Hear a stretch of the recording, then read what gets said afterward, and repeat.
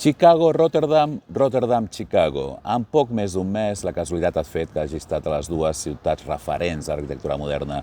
A Chicago, ja us vaig explicar, 1885, el primer gratacels, la Home Building Insurance, 42,1 metres, 10 plantes, gràcies a la utilització dels nous elements de construcció, a la capacitat de perforació i creació de fonaments i al desenvolupament del fre d'emergència als ascensors.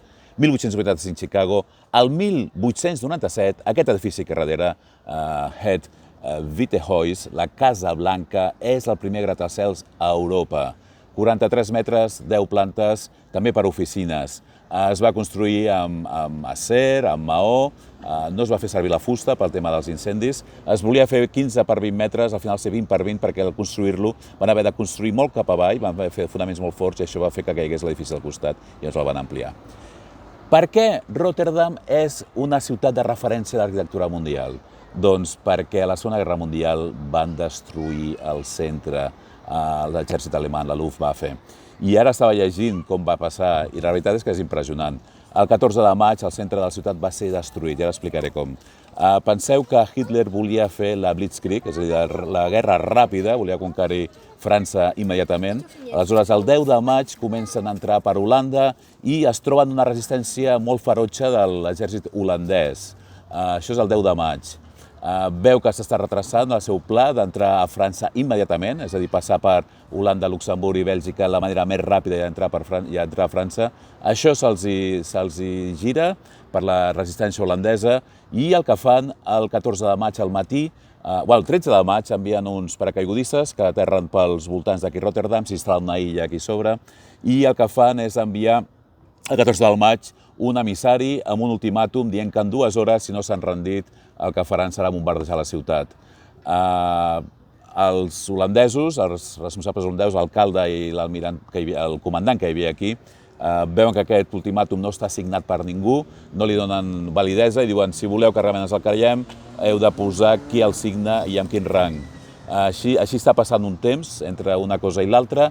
Els alemanys havien quedat, és a dir, els bombarders alemanys surten des de 3 diferents aeroports d'Alemanya i havien quedat que si hi havia rendició per part dels holandesos hi hauria un llançament de bengales des de la illa on estaven els paracaigudistes que havien estat abans, i amb aquest llançament de bengales vermelles els alemanys donarien volta enrere, perquè voldria dir que s'haurien rendit, i no bombardejarien la ciutat. Què passa?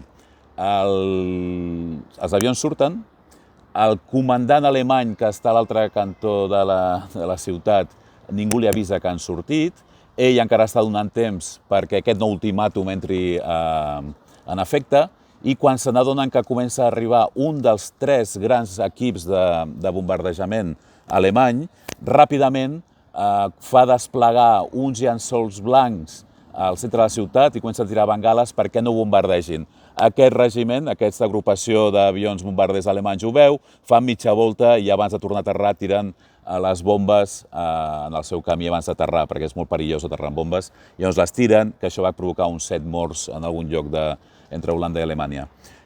Però els bombardejadors o els equips bombardejadors que venien de l'est, un altre dels pelotons, no va veure aquest tipus de bengala, en el qual van interpretar que no hi havia rendició i sí van bombardejar. Van bombardejar i es van carregar al centre de la ciutat, van matar entre 700 i 900 persones i 80.000 persones van quedar sense llar.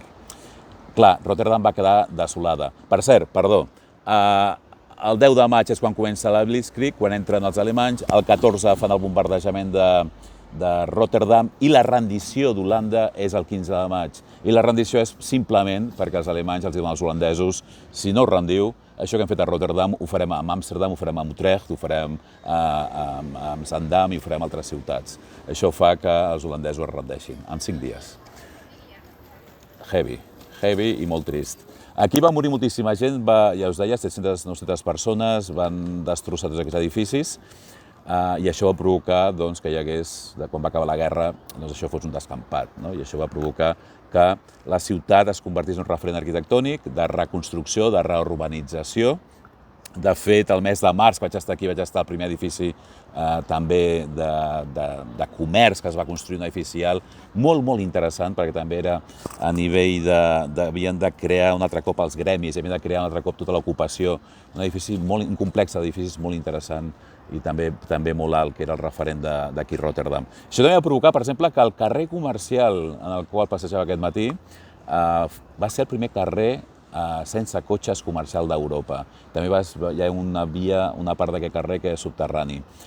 També va provocar que hi hagi una reestructuració de la ciutat i tant des dels 50 fins ara molt recentment, constantment és una ciutat que es va renovant i hi ha moltíssims edificis cada cop que es va renovant i que són molt interessants.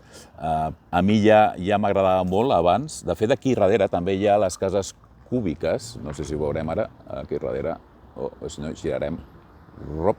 Aquí darrere, aquí de color groc, hi ha les cases aquestes cúbiques que es visiten, que ja me'n recordo el primer cop que vaig venir a Rotterdam, que em van encantar. Es visiten per dins, no ho he fet encara, però és una cosa molt curiosa. Ja penjaré fotos del passeig que estic fent, perquè la realitat és que val la pena.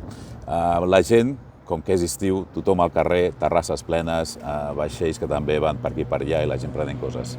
Bé, us deixo aquí amb el primer gratacels europeu, 10 plantes, 43 metres, la Casa Blanca d'Europa.